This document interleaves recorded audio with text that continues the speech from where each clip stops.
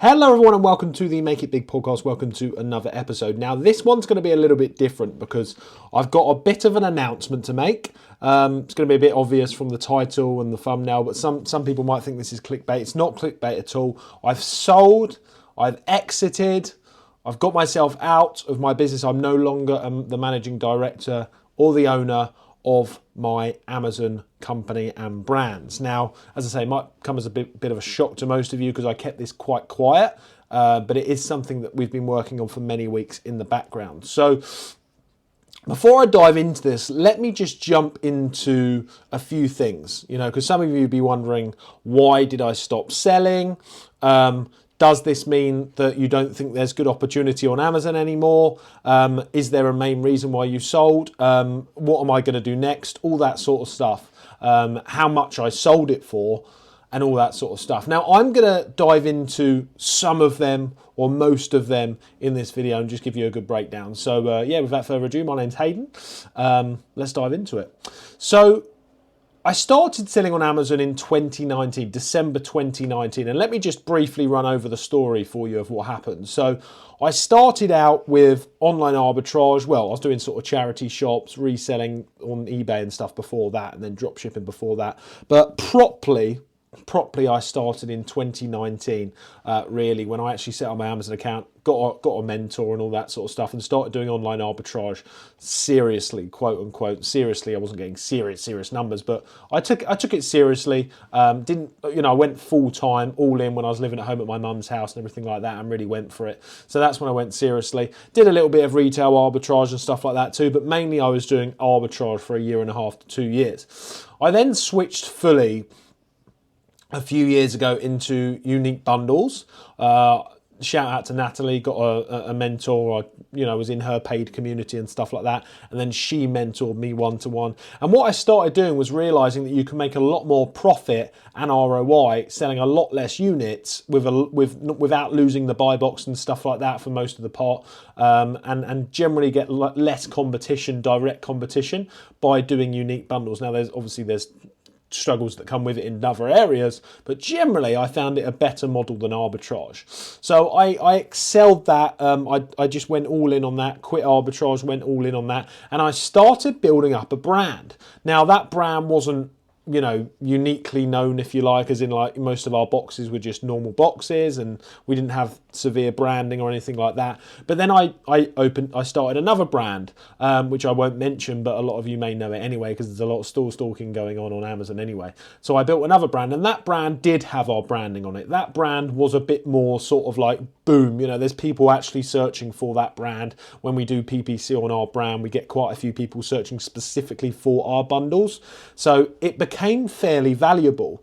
And then what happened also over time is that because we were consistently launching, and this is one of the main reasons, like a lot of the PPC clients I own an Amazon PPC agency right now, and the ones that are really succeeding also do this, where they're constantly launching new products, new bundles, new products, whatever. They're constantly, and that's exactly what I did. I didn't just, tell you to do it. I actually practiced what I preached, and I was always launching new products.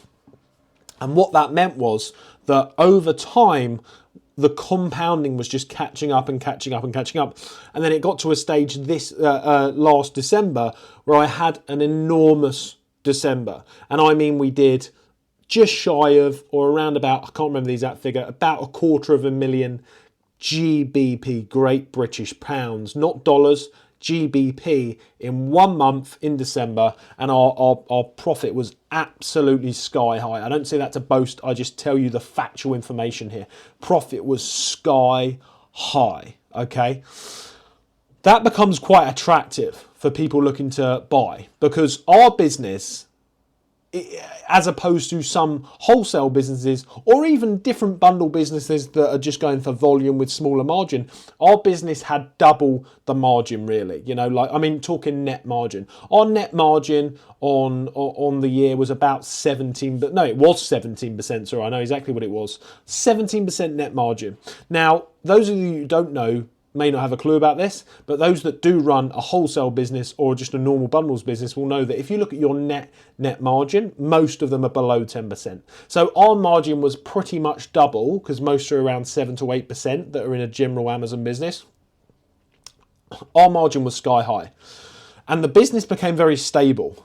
We did really good profits last year, really good profits, over 6 figures in net profit last year, talking really high, almost double digits in 6-figure profits, net profits after all costs last year on not much turnover. The year before was just over 6 figures in net profit as well. And then the year before that was multiples of tens of thousands in net profit. So you can see that consistent growth. And some of you might be thinking, why on earth would you want to sell it when you can see the consistent growth? Like we were way up on percentage of net profit this year, like last year compared to the year before and the year before that. But I've got the mindset of, those that know me will know this, right? I've got the mindset where I've always wanted to be massively successful and be known for something and not just make money, but it was important to me to have a brand or have something that was really known for something. And although the bundles brands were obviously very successful, and most people would just call it quits there in terms of, wow, we've got all the success that we need. And absolutely, it was life-changing for me. And obviously, I just exited as well for a very good sum as well. But the thing is, although you can make a lot of money from that, and the new owner that bought it is going to absolutely 10x the amount that they paid for us over the next few years in terms of ROI on their investment, they're going to do really, really well, of course. I didn't keep it because I thought strategically that I got that to as far as I wanted to get it. Because we didn't have the best systems. It was good, but we didn't have the best systems. It was a little bit of a messy business. When you're doing bundles, anyone that knows this, it's just part of the business. 6 to 8 items on average, I'd say, per bundle, sometimes more we had to put into our bundles. And logistically, when you're selling, plus 20,000 bundles, which we did in some months, like December, for example, including expiry dates that come with that as well, and not having our own warehouse, logistically, it was becoming a bit of a nightmare. And I've got a little bit, I'll completely admit, I've got a little bit of an OCD mindset where I really do sweat the small stuff. Now, that can be great in some businesses, but when your business becomes a bit of a logistical nightmare, which some people are better cut out to manage than others, then it became a bit of a crossroads for me. I said to myself, right, I'm at a stage now where we're doing really great profit. The business is actually worth a certain amount of money, nowhere near amount as much money if it was a quote unquote proper private label brand that you could get into Boots and all that sort of stuff, whatever. But it was still worth money because we could prove profit, we could prove growth, we could prove everything like that. It was growing year on year. It had a brand behind it. Where we were falling short was the logistical side of things, the management, and quite honestly how it was affecting my mental space and my happiness. And I said to myself, also, is this what I want to do long term now? Because I've proved that I can be successful in business. I've proved that I have a lot of knowledge about e-commerce. I've proved a lot to myself. I've made some really good money. We're now on top. So the business is going to have value right now. Now, if I don't sell the business, the option 1 was to sell the business. The option 2 was that I couldn't put up with running it through prep centres anymore. It wasn't something that I was happy to continue doing because it was having a dramatic impact on my well-being personally, to be honest. It was just, especially coming up to Christmas, it was taking me away from just the general enjoyment of life because I wasn't very good at managing all the moving parts, all the expiry dates and stuff like that. So I realised that if I wanted to carry it on, I could, and I could absolutely grow it, and then it would be worth a lot more in the future. But there was no other way doing it for me than getting my own warehouse, bringing operations in-house. And for me, that was something that I didn't want to do at this time. Why? Because I didn't feel like, for me, it was worth it. As I say, bundles, unique bundles and all that, I would say it's an amazing thing for anyone to do. Short-term, long-term, short-term plans, long-term plans, not much experience, some great experience, whatever. I'm not going to say it's a great entry level because it's not a great entry thing. It's a great entry thing, but it's also a great long-term thing. It's not just the sort of thing you should do at entry and then you get better and then some people will poo-poo it and say, why don't you build a real brand? It is a real thing. It can make you some serious, serious money, make you a millionaire. I'm sure it could. But I wanted to build a quote-unquote private label proper brand that I can seriously get behind and then in the future sell for multiples of 7 figures. That's kind of always been what I really wanted to do, but I haven't had the confidence to do it. So I sort of realised in the last couple of years where I've built up to, as I say, the 6 figures in net profit, yearly net profit, doing really well. And then now I've just had the potential to, I've just had the ability to exit my business. It's given me a lot of confidence, and I've now realized that I do really want to go ahead and go for the multi 7-figure exit. And that's the sort of brand that we can get in, retailers. It's the sort of brand we'll be on Amazon, TikTok Shop, do the meta ads, do some really unique marketing there. And then, who knows? We've got things like go on Dragon's Den one day and stuff like that and really go for it. It just gives you the ability when you've got your brand that has got a proper unique selling point and it's got, individual items and the logistical nightmare, you can still run it from warehouses and stuff like that, from fulfillment centers with a lot less stress. You can sometimes just ship in pallet loads to, once you get the contacts, the retailers, to Amazon USA, to the Europe, all over the place. So I'm sort of taking a step back in order to take 2 steps forward. So it's a bit of a pivotal moment for me now. Now, I don't just want to be focusing on the private label brand, although that is going to be a huge part of what I'm doing now. I also, in the last few years, have started building up my Amazon PPC agency called ClickFox. Now, what we do is we are sort of taking the market by storm, especially in the UK and Europe, because we're the first and only, to my knowledge, affordable Amazon PPC agency where we're affordably managing people that have, bundles, unique bundles, also private label, but we're doing affordable packages and we're not charging £800, £1,000 a month for these packages, which sometimes obviously you have to and it's warranted because a lot of these PPC agencies have to do that because they've got huge clients.